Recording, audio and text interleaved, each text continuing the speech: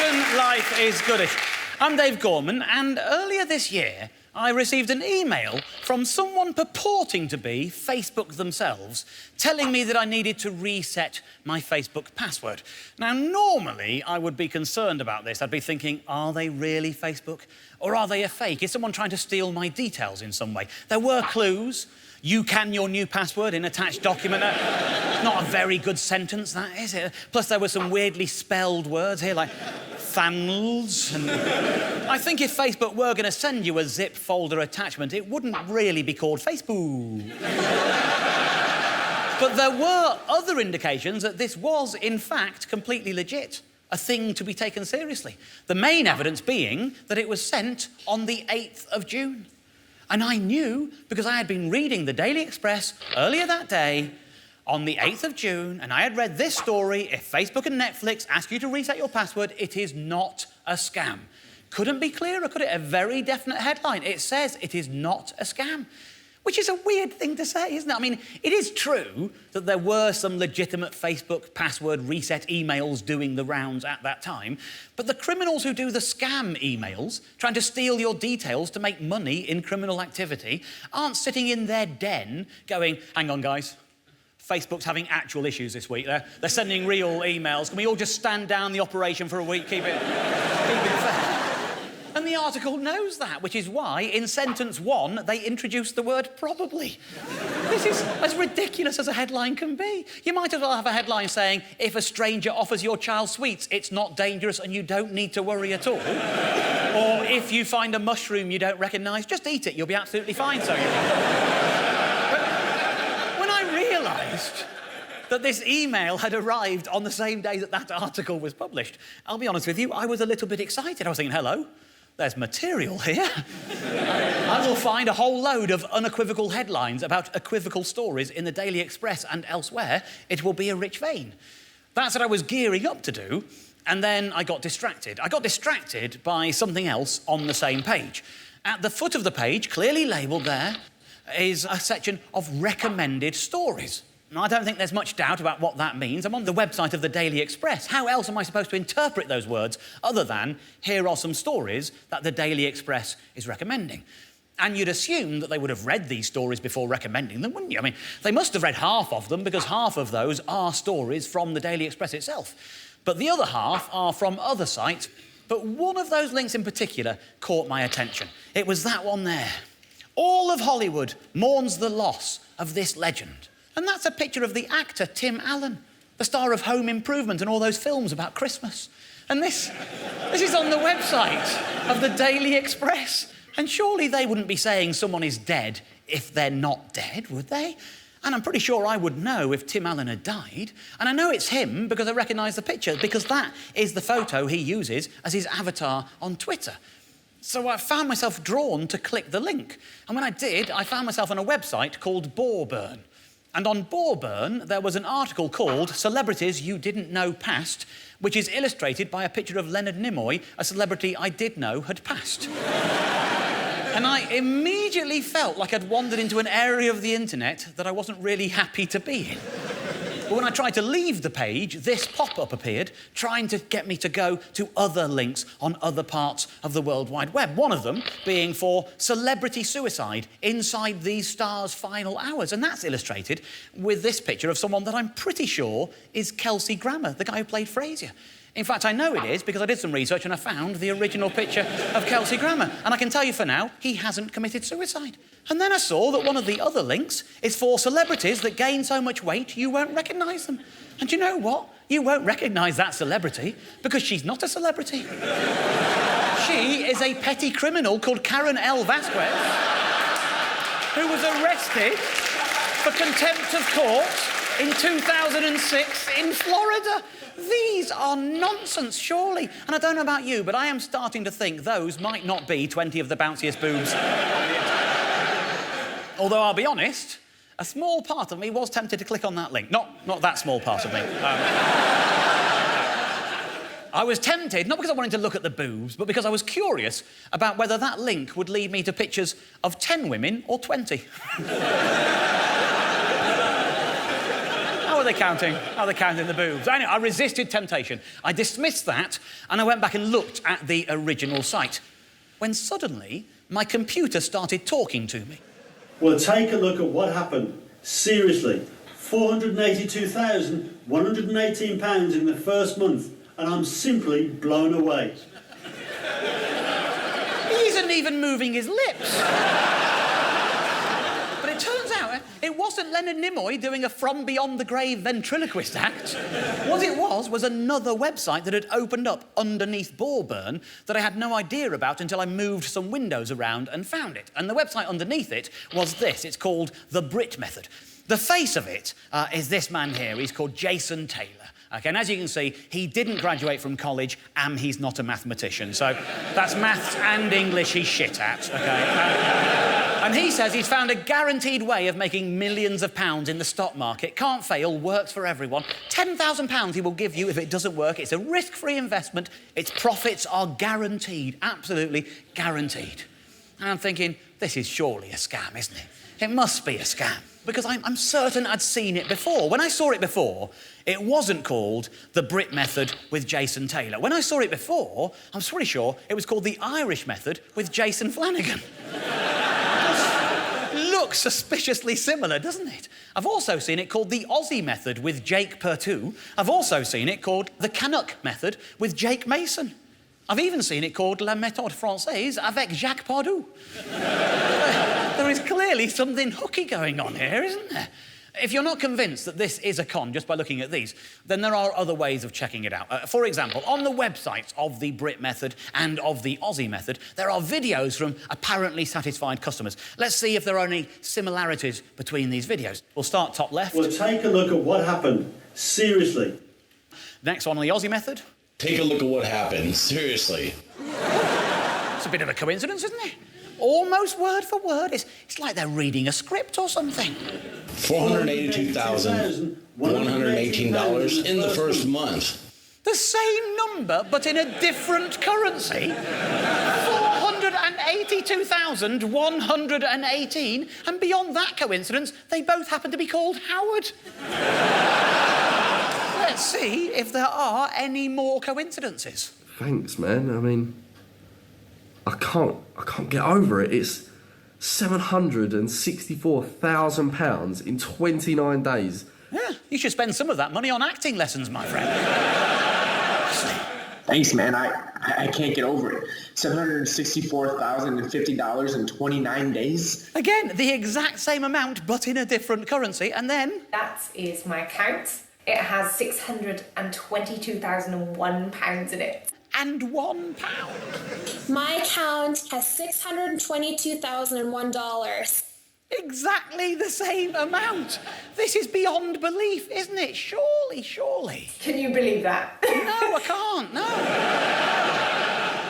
Now, look, I'm not here to try and warn you off these things. I think you're smart enough to know for yourselves that this sort of thing is a con. But some people must fall for it, or they wouldn't keep running it, I suppose. But I don't want to be misunderstood here. I don't want anyone to think I'm here trying to badmouth the Daily Express. Some people might be thinking, yeah, there's a connection there, isn't there? Because the money is flowing. And let's assume there are financial relationships. Presumably, I don't know, but you assume Brit Method must be paying Ballburn for that to happen. And presumably, again, I don't know for sure, but presumably Ballburn are paying to be on the Express. So some money is trickling down, right? It's a complicated area. Think about my relationship to the advertisers on this channel. Right, it's quite similar, isn't it? The advertisers are paying Dave the channel to be on their channel. And Dave the channel are paying me, Dave the Gorman, to make a programme for their channel, right? Basically, our relationships are very clearly mine to the channel Dave and the Daily Express to the website Ballburn. That's where the moral equivalence is, isn't it? You know, Dave pay me to make a show for them and Ballburn pay the Express to pretend that a man is dead and... Actually, that does sound bad now I've said it like that, doesn't it? That does sound worse. I'm sorry. I'll be honest with you, the lawyers are really clear that I've got to make some things very straightforward to you. Let me just explain exactly what is going on. Now, you're looking at the Daily Express website, OK? And I know that it says recommended stories. I know that. And I know that it says Express in really big letters out there. And I know that you're on the Daily Express website and you know all those things. But it doesn't mean that the Daily Express are recommending these stories. In fact, you go to the foot of the page, in the small print, it's very clear that that these are being recommended by a company called Outbrain, okay? So Outbrain are actually the people recommending this story. Just want to make that properly clear. It's also worth looking at the actual wording on the advert, isn't it? Because, look, you're looking at that advert for that, and you're seeing that picture and that sentence, all of Hollywood mourns the loss of this legend, and there's nothing actually telling you that the word this relates to the picture, is there? That's your brain putting the picture and the words together. They're not, they're just on the same page, isn't it? I'm making this sound quite complicated. I'll give you an example just to really sort of spell it out. Let's say I've put this blank page on my screen, right? Okay? And I put at the bottom of it, opinion of Barry, right? Barry's just a guy I know from the pub, right? He's just asked me to put his opinion on there. Now, it's on my show, you check the TV listings, you'll see my name there, my name's in the title, but this is no longer my opinion, these are the rules, this is how it works with Outbrain, this is how it works with Barry, okay? Now I'm going to put a random picture. I've literally programmed my computer to just pull up a random picture from its archive, and it's gone with the Daily Express, that's just a coincidence. Just a coincidence, okay? And now I'm going to put a sentence up, right? And the sentence I'm going to go for is all of Britain thinks this paper is a crock of shit. Now, there is no reason, just because this is on my show with my name on the title, for anyone to think that that is what I think of that picture. That picture of that sentence are unconnected. That is the opinion of Barry, although it's not an opinion of Barry because that picture and that sentence are unconnected. Those are exactly the same rules. If you think that I am saying that about the Daily Express, then you must also think that the Daily Express were telling you that Tim Allen was dead. And I'm pretty sure the Daily Express will deny that they ever told you that Tim Allen was dead. And so the Daily Express must accept that I did not say that they are a crock of shit. I'm very glad that I've made that clear. What's weird is the clearer I make it, the worse it gets. We are now going to have a little break. We've got a new young hotshot producer on the team. He's come up with a new way of teeing up the break, OK? So here we go. Dave will be back with more Modern Life is Goodish after the break.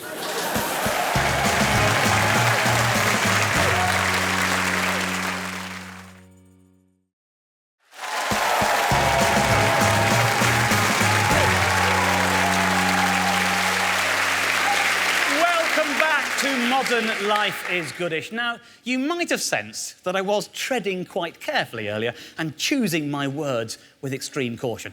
What with the Brit Method being what I'm pretty sure is a con. But I think it's only fair that I also point out that this man, the man you see smiling in that picture, is not actually to blame for any of this. What that is, I suspect, is a stock photo. That guy has done a photo session for someone, and that photo is now for sale for people to use in whatever way they like. Here he is, for example, being the friendly face of an Arizonan landscaping and gardening company. Here, he's a 19-year-old French student recommending a life coach. Here, he is representing a Russian printer supplies company. And here, he is working for a Brazilian centrifuge supplier. And unless I've misunderstood what a Brazilian centrifuge supplier does, I think we started and ended that sequence with two businesses that will trim a bush. I probably did. I don't speak Portuguese. I don't really understand. Now, I want to make it clear what stock photography is, OK? A photographer takes a photo thinking, I reckon this will probably sell in a lot of places, OK? He takes a photo, he pays a model a small amount of money, and then he goes and tries to sell it. So he's taking a bit of a risk, but he can make a lot of money if he can sell the picture on. I tell you what, like, the best way to demonstrate this is probably to kind of act it out, live it out. I fancy myself as a bit of a snapper. I've got my camera here. I've got a few quid in my pocket, OK? I reckon I could be a stock photographer if I came to it. I'll see how much money I've got in my pocket. I've got 20, 40, 60, 70 pounds, OK? 70 pounds right there, ladies and gentlemen, 70 pounds.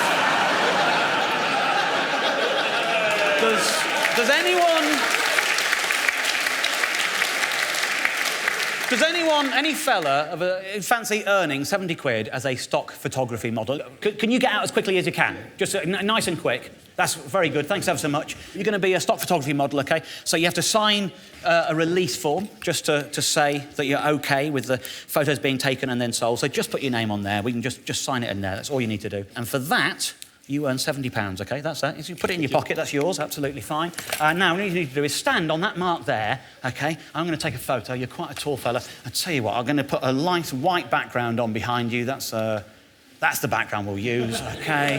And I tell you what, can you just budge up a little bit? I'm going to just try and get a bit of height. In fact, can you just get off your seat? So I'm going to get off there. And now just a nice smile, just a nice little smile. If you could, just let me get a nice sort of picture of you. A nice smile, that's good. Okay, and another one. You want to find another expression? Okay. That's absolutely brilliant. What's your name there, fella? Andy. Very nice to meet you, Andy. There you go. Do you want to see the photos? Yes. You want to see the photos? You don't get to see the photos. You've already signed them away. It's nothing to do with you anymore. I'm the photographer. You're just the model. Take your money. Take your seat. That's absolutely fine. Nice to meet you, Andy. There you go. Now let's just get that out of the way. There you go. It's Andy. There you go. It's Andy. Andy. There you go. Now, of course, one thing to consider is there are risks associated with being a stock photography model. Probably something you should have thought about before doing that, Andy. I'll tell you what, I'll illustrate the risks using an example of someone we have talked about on the show before. If you watch Series 1, you might remember a man called Rick Stivers. If you didn't see it, it doesn't matter. All you need to know is there's a chap called Rick Stivers who wasn't thrilled with his phone. And this is his face. And that is the original photo. It's a stock photo. This is an example of stock photography. Since that show went out, I have received a constant trickle of emails and tweets from people who've seen that face elsewhere. So I know that he's been in the New York Daily News and on the eHarmony website and on the United Biscuits website. He represented the concept of an uncle on a dream analysis website. He's everywhere. And he's truly international. He's on Russian websites, Croatian websites, he's on Iranian websites, on German websites, he's on Swiss websites. There's an Italian website that he's on that I think best illustrates the problem with stock photography modelling. Now, my Italian is not great. But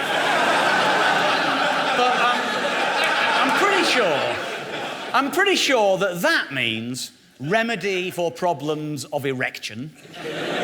And I'm certain that means erection guaranteed. And I don't care how bad your Italian is, I'm pretty sure we all know what that says.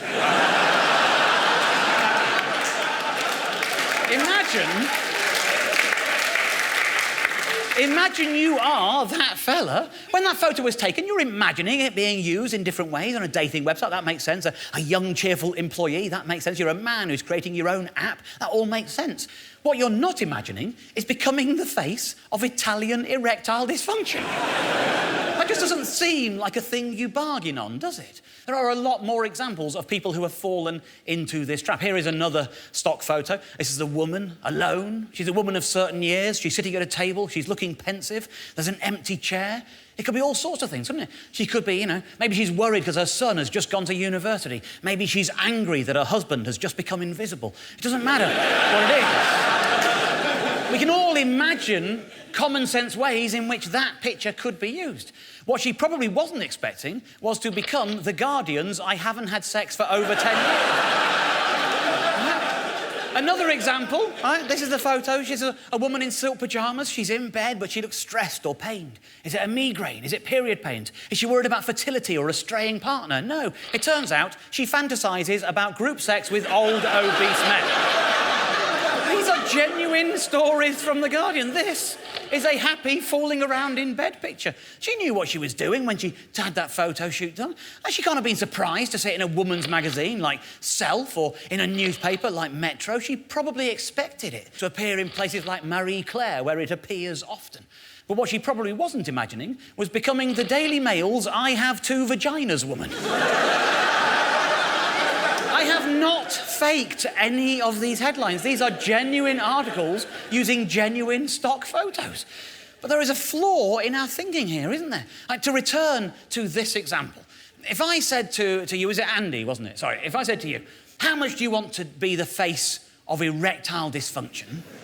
I think you'd probably want quite a lot more money than the amount I gave you to be the face of anything. How much would you want? What would your price be for erectile dysfunction? Just imagine. 10,000. 10,000? OK, that's reasonable. And I paid you 70 quid, and you signed a form that meant I could do anything with it, didn't you? Which is a fundamental misunderstanding of scale, isn't it? You're saying you want 10 grand for erectile dysfunction, but you were happy to do anything for 70 quid. And obviously, that's the wrong way around. Anything is much bigger as a category than erectile dysfunction, isn't it? Erectile dysfunction is obviously a subset of anything. Which is ironic, because one of the issues with erectile dysfunction is that it won't go in anything. It's one of the things. There's another really good example of a stock photo being used in a way that... You know, you probably saw it on the poster on the foot of the stairs as you came in. You know the... You know the one I'm talking about, don't you? Yeah, the rest of you looking... I'll go and get it. I'll tell you what, I'll go and get it. It's not very far. I'll just nip down the stairs. Won't be a minute. I'll be as quick as I can. I want you to all see this. It's worth it. It really is. OK.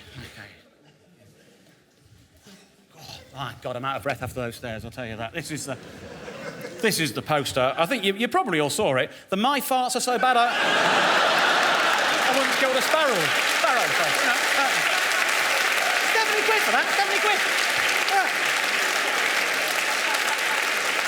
Tell you what, you see, it is a dangerous game, isn't it? You've signed all your rights away. Andy, would you like that as a little souvenir? Yes. Yeah? Well, it's yours for 70 quid. It's yours for... That's the deal. You signed it away, mate. I'll tell you what we're going to do right now is we're going to have a little auction and see if anyone wants to outbid Andy for this poster. Meanwhile... Dave will be back with more Modern Life is Goodish after the break. Any advance on 70? Any advance on 70? Okay, you go there.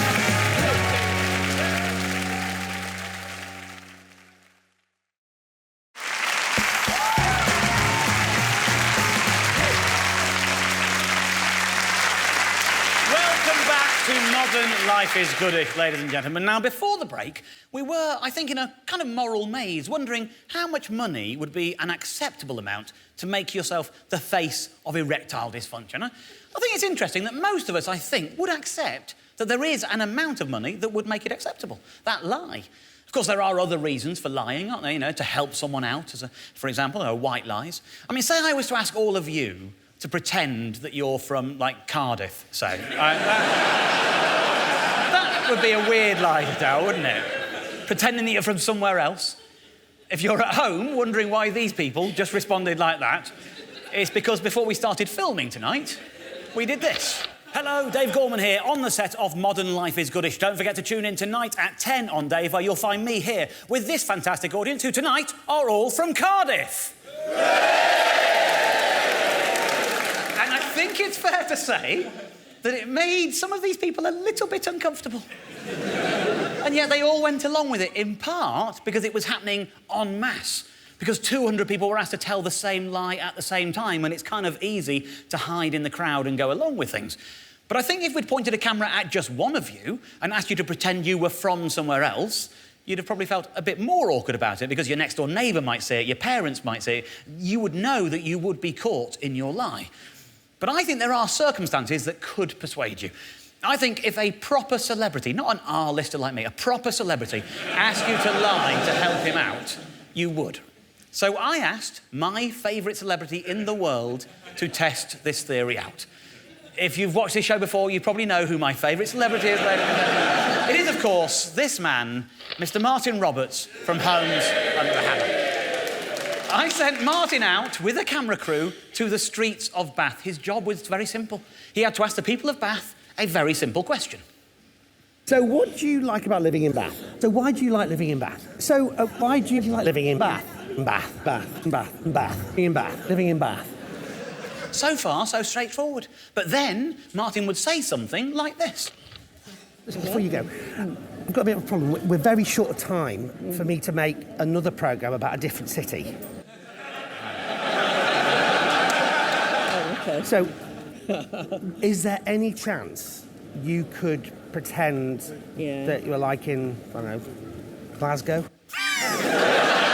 Glasgow! You couldn't be less Glaswegian. It wasn't always Glasgow, by the way. Martin mixed it up. For example... Why do you like living in Liverpool? Living in Liverpool. In Liverpool. Living in Liverpool. OK, now, one of those people in that video, the fellow in the red jacket, he's actually got a Scouse accent. Here it is. Amazing shopping, but the people are just absolutely amazing. And I think Martin was thinking, I know he's done a lie, but it's not a real lie. I'm going to get this guy to do another one. We need Glasgow. Oh, we need Glasgow. Yeah. Except there is a problem with Glasgow. I've been to Glasgow once and I was there for about 20 minutes. Unfortunately, the thing about Glasgow is I didn't really like it. He's been for 20 minutes, he didn't like it.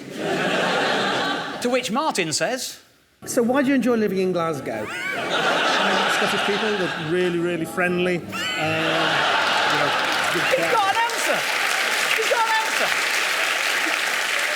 And Martin now knows he's got a live one, so he pushes it. One more, Brighton. One more, Brighton. This guy's got an even bigger issue with Brighton. Never been there. Never been there, no.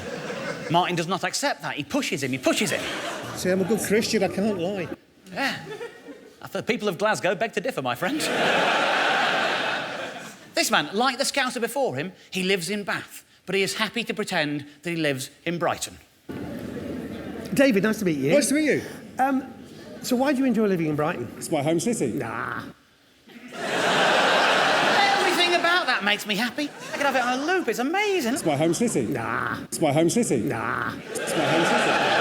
It's my home city. Nah. It's my home city. Honestly, if I was a beatboxer, I would be throwing down some mean lyrics over this. This is just... Anyway, he's chatting to this guy about Brighton, and Martin thinks, OK, this guy's clearly good. I'm going to see how committed to the lie he is. So from here, how far to the beach?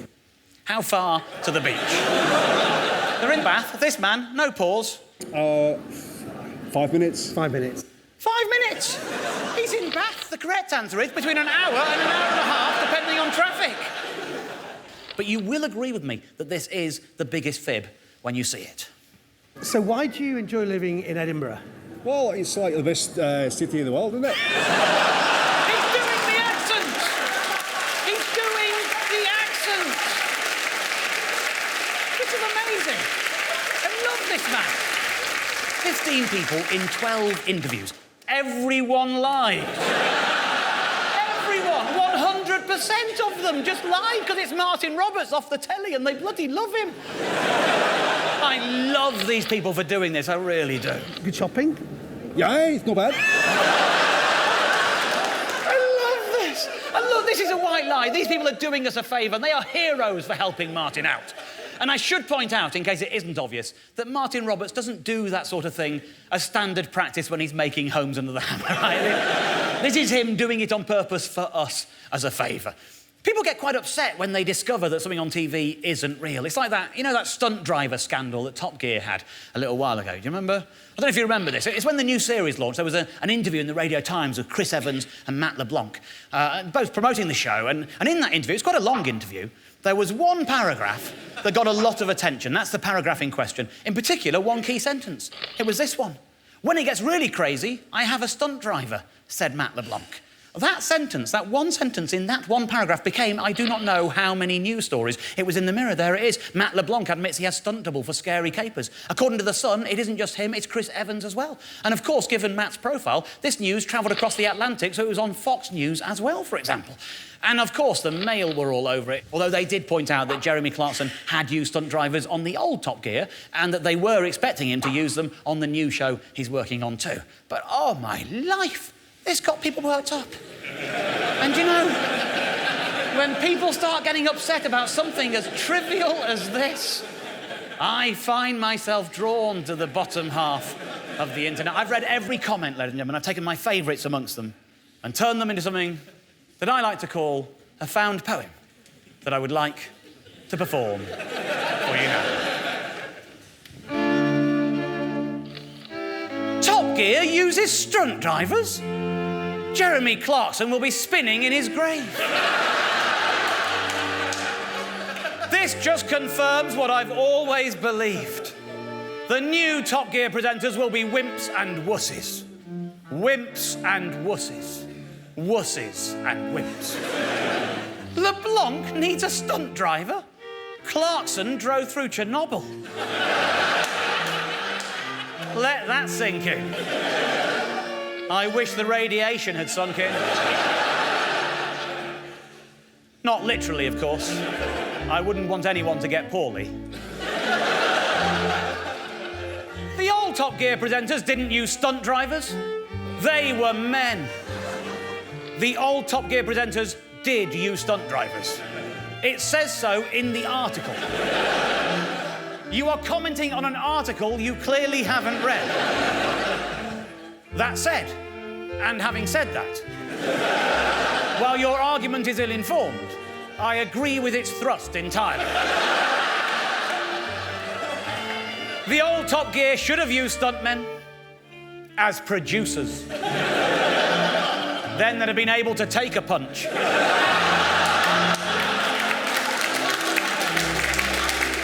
Clarkson has a low voice which he makes lower at the end of sentences. It reminds you that while his behaviour may be childish, he is actually a man.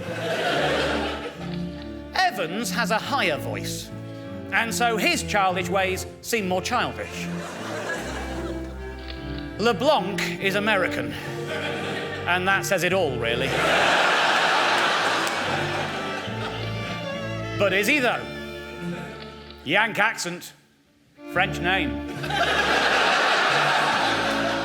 Acts Italian. They have changed every single thing about this show.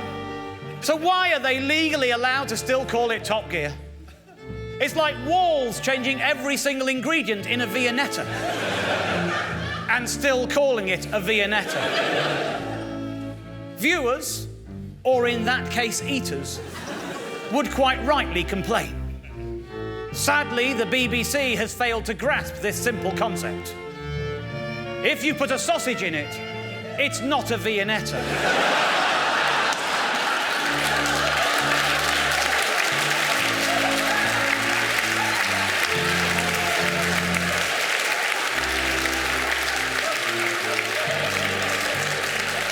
If you put a sausage in it, it is not a Viennetta. As Clarkson himself would say, and on that bomb bell,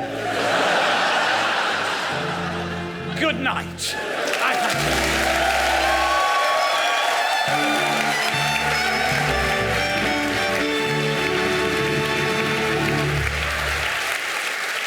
The Builder of Ensemble, ladies and gentlemen. Dave will be right back after this short break.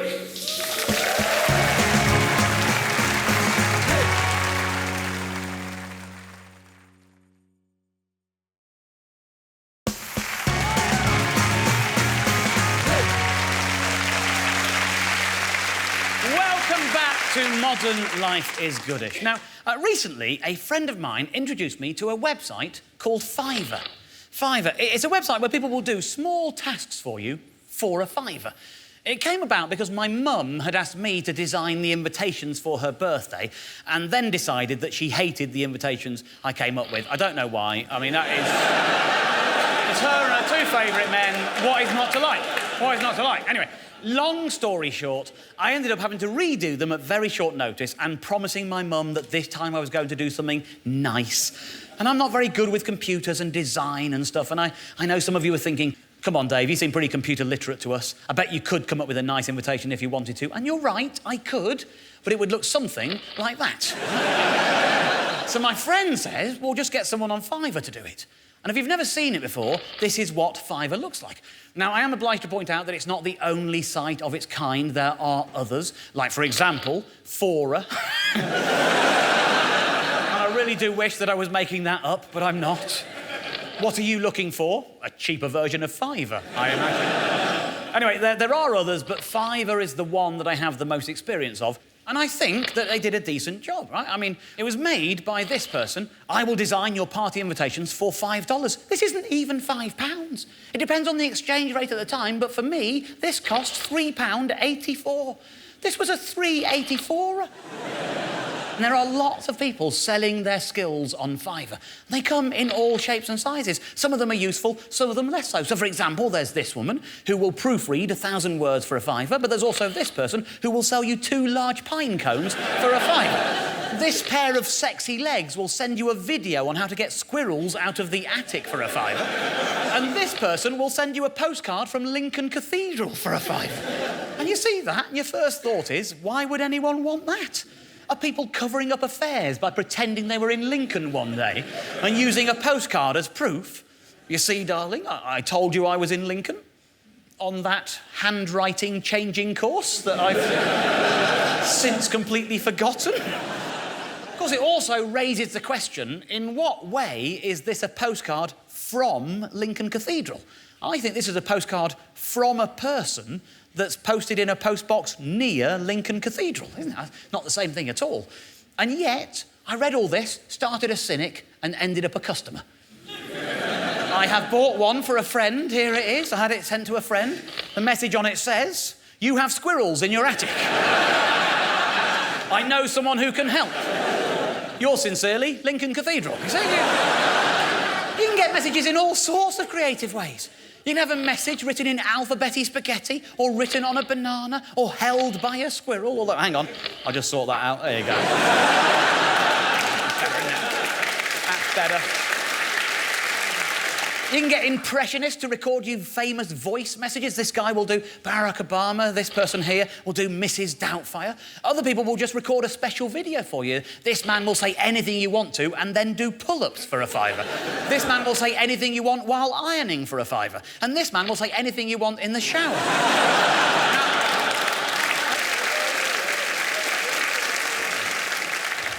But there are other people for whom "I will say anything" means something less fun and something altogether more morally dubious. For example, I will give you reviews about your short stories and poems for $5. It's not the crime of the century, obviously, but we all know that if you're buying a review, especially one that promises to be fantastic and glittering, then it's not a real review, is it? This was being offered by someone with the username Family Finder, and I was instantly curious, thinking, I wonder what else they are offering. And I found this. I will record a professional video testimonial up to 100 words for $5. And when I saw that, my first thought was, hang on, I recognise those curtains. I'm sure I've seen those curtains before. And I have. They're there in the Brit Method video. And what gets weirder, it's not just the same curtains, he's got the same bloody face. This is an interesting discovery. I wonder to myself, how is he pitching his wares on Fiverr? Hi, my name is Dave at Family Finder, and for just $5, I will do a 100-word testimonial for your company, website, or any product endorsement, etc. I have a distinctive British accent. No, Dave, you've got distinctive British curtains. That's what you've got. You don't have to have the curtains in your video, though. If you'd like, you can also get him to do one lying down on a snooker table. At least I think that's what he was doing. I'm not sure. I reckon he'll probably explain. If you need me to stand in front of a green screen... Oh, yeah. Actually, that does sound quite useful, doesn't it? Yes, please, Dave, I would like you to do that. Let's run that video again. If you need me to stand in front of a green screen... And he will wear different clothes for you. If you need me to wear certain clothes, like a suit, or a doctor's coat, etc. What is going on? We've got a man here who, as far as I can tell, is offering to pretend to be a doctor for you for £3.84. Look, this isn't Watchdog. I don't bear this man any ill will. He's not evil. He's not a master criminal. He's made £3.84 out of this. He's an idiot. But I have to say that I have been in contact with him and I have offered him the opportunity to respond, and he's not very keen on talking to me. But he has said that he didn't know that that Brit Method video was going to be used in a scam. Now, put yourself in his shoes. These are the words that he spoke in that video. Take them in at your leisure.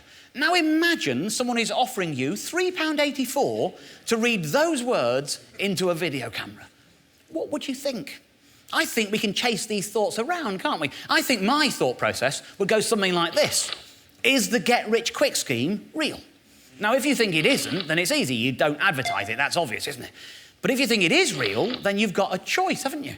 You could think, well, yeah, I know it would make me a millionaire, but I'm happy with my £3.84. Or you could think, I'm going to invest in that scheme. And if you invest in that scheme, you are going to find out for yourself for sure whether it was a scam or not. Because if it isn't a scam, you're going to make money, aren't you? You're going to become a millionaire. And if you become a millionaire, I'm pretty certain that you're going to leave Fiverr. Of course, if you were wrong and you lose money, then you will discover that it was indeed a scam. And then surely, if someone asks you to do another one, you're going to say no because you've learned that it was a scam. That's the way I see it, and as far as I can tell, it's really hard to see many routes that lead to you recording one of those videos. And it's almost impossible to imagine anyone recording more than one. Which, to my mind, makes these next two websites just a little bit embarrassing. We have the 50k mission and profit trading bot. Do you have any idea how good it feels to sleep in every morning? No, I don't know what it's like to sleep in every morning, and if I did, I'd miss Holmes under the hammer, you fool. What are you on about? Sonia, I still can't believe how much money I have in my bank account. Yeah, by my reckoning, about 12 quid. What is he doing? Look, it's easy to judge him because these things are a bit dodgy, but the truth is, the weirdest thing about it is that he's doing it for £3.84. I do think making these videos is a bit of a dick move, but if we're honest with ourselves, we probably all have a price somewhere. It's just that his is shit. I guess it's a bit like the erectile dysfunction question we were talking about earlier. It's not something anyone wants to do, but we can all see that there is a price, OK? Now, we know that, Andy, you said you would do that for 10 grand, OK? I'm interested, would anyone do it for less than 10 grand? What's the kind of bargain basement in this room someone do? I'll tell you what, let's make it more real. This is an Italian website, so it feels at a distance, at arm's length. It doesn't feel as bad. Let's make it an English language one instead, OK? This is a genuine website. It's called Erectile Advisor by Randy Rochester. Honestly, I haven't made that up. It's a genuine website, OK? Now it's in the English language, so I think it feels more real. Genuinely, think about how much your price would be. We've got 10 grand in the middle there. Is anyone doing it for less? Any gents out there? No? Have we got an 8 grand? Is someone feeling tempted at 8? No, none of you are very keen on doing this. Even for 8 grand, you wouldn't do this, which is interesting, isn't it? Other people have different prices. I mean, for one person, the price... Hello, Randy. It's £3.84! What the hell?